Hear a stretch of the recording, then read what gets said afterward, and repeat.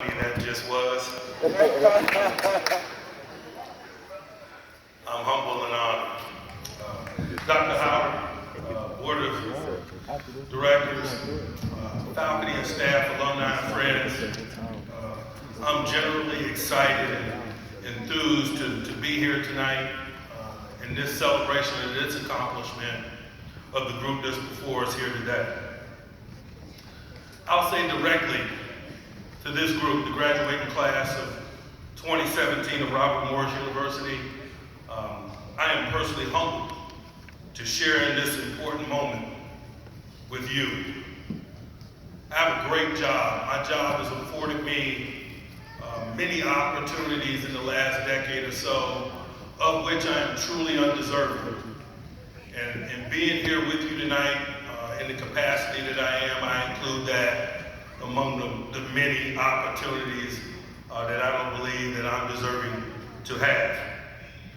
That being said, I will take it.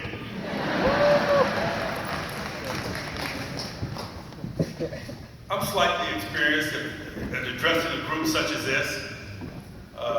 Over the years, I've had many opportunities to address a group, a diverse group, a group with many different thoughts and feelings. As you sit here tonight, over the years, I've sharpened my sword for the battle.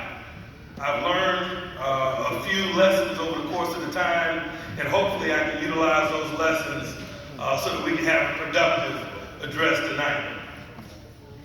I'll proceed with a couple of assumptions, and I realize that assumptions are very dangerous. There's a cliche about assuming, isn't it? It can make patriots out of you and me.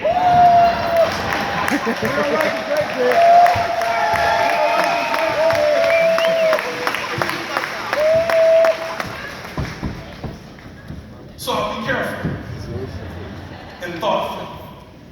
A couple of assumptions that I make as I start this address. I'll proceed with the assumption that in some form or fashion, one or more of you out there are somehow live streaming this on the internet. And I'll behave accordingly.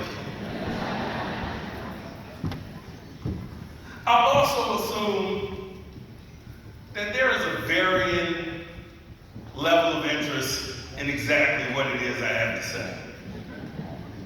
My experience addressing the group that I address daily tells me that.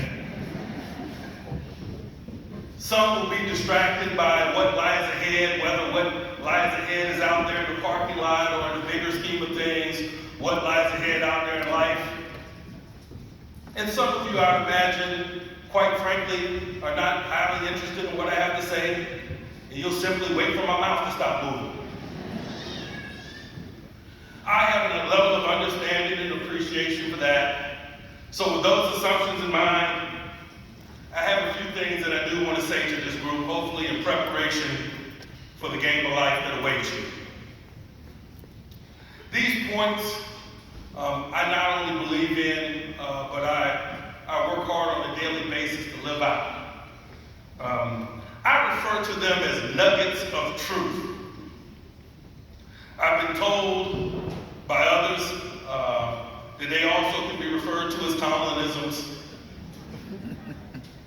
Whether they're referred to as nugget of truths or Tomlinisms, hopefully they're points that can be helpful to you, not only as you embark on the challenges of life, but hopefully it'll provide some comfort and some understanding as you sit where you are right here.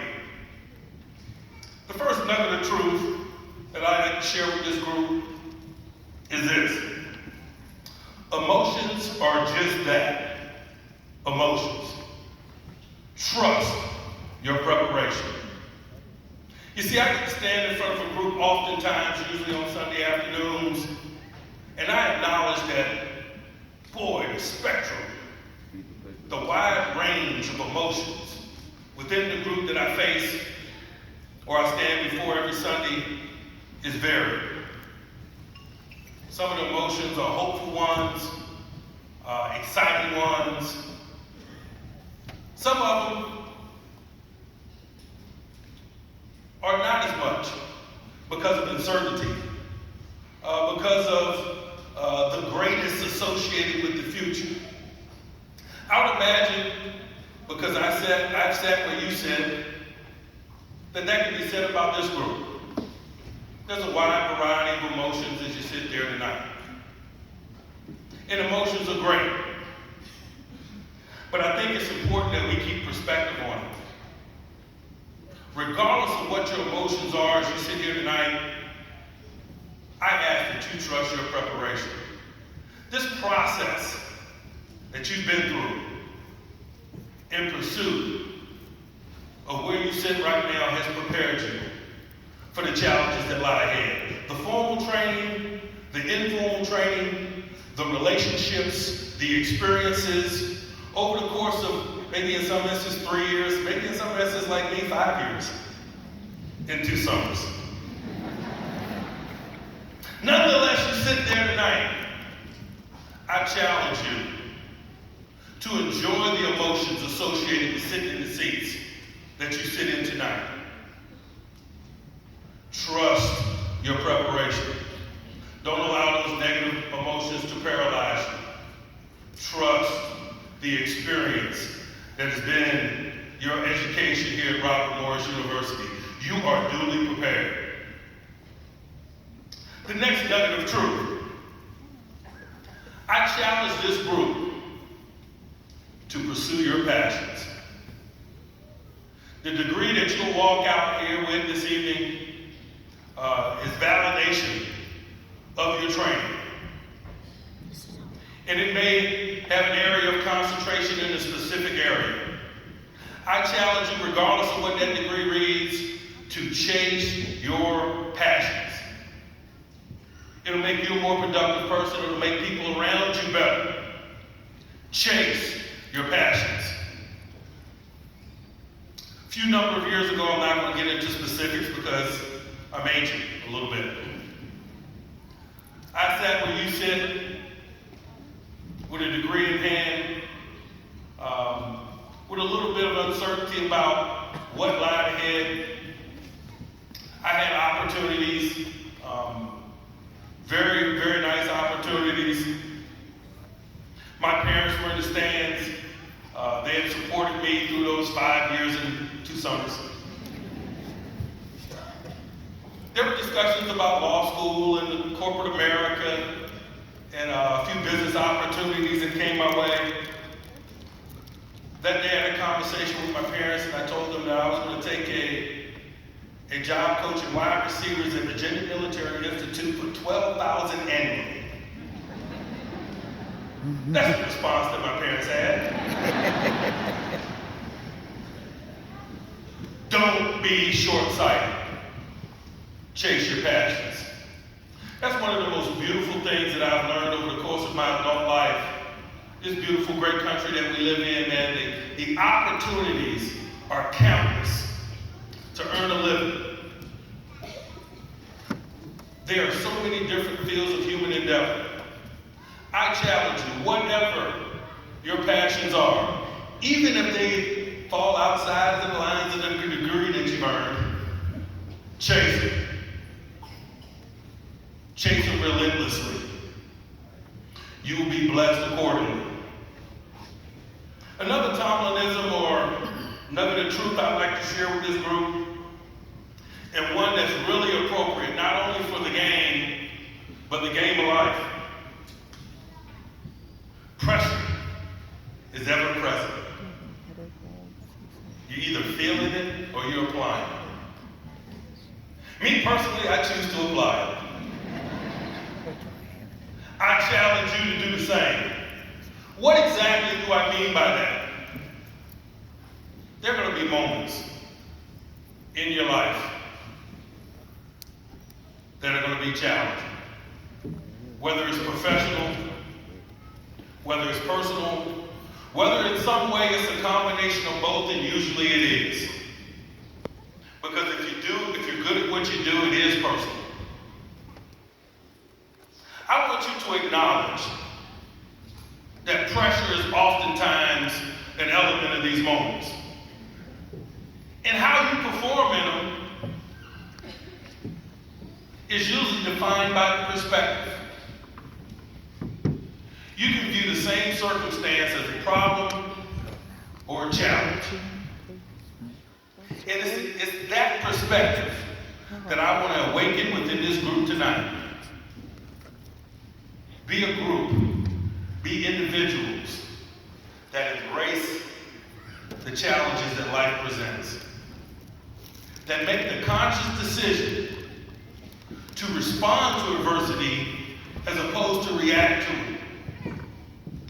That you make the conscious decision to be your best self. Always be yourself, but be your best self in those most critical moments.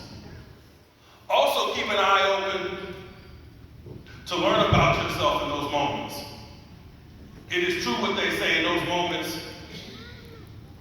we learn the most about ourselves. We grow infinitely in those moments. Do not succumb to the pressure that definitively awaits us. Embrace it. Sharpen your sword for the battle. In many ways, an element of your formal education is done here tonight. But every day you're blessed enough to walk the face of this planet, now you'll be faced with challenges. You'll be faced with opportunities to grow. You'll be faced with continued education. Have a mind and heart that's open to that. Put yourself in the applied pressure line as opposed to the feeling of a pressure line. I'm humbled and honored to have had the opportunity to work for and alongside the great Ambassador Dan Rooney for 11 years. He was recognized just a few moments ago along with his lovely wife, Patricia. I've learned countless lessons from them over the years. This was probably the most difficult element of my address this evening. To put into words, to express what they meant to me personally, and maybe a lesson or two that I've learned from them. And I thought long and hard about how to capture it in a small number of words. And I settled on this. A lot can be written and said about Ambassador Dan Rooney, his greatness, all of which I'm sure is true. Excuse me. In the recent days, I think the memory that I reflect upon the most is just how thoughtful he was.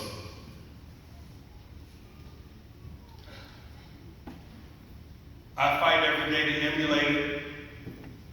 I challenge you to do the same. Very powerful and influential man, Dan Rooney. A lot on his plate. A lot of things that he wanted to do, not only for his company, but for his community, his city, his nation. In the midst of pursuit of all of those things, he was always shockingly thoughtful. I can't give you enough examples to display his level of thoughtfulness. A phone call, a stop by your office, a small conversation, a handwritten note in the mail when I just had lunch with him.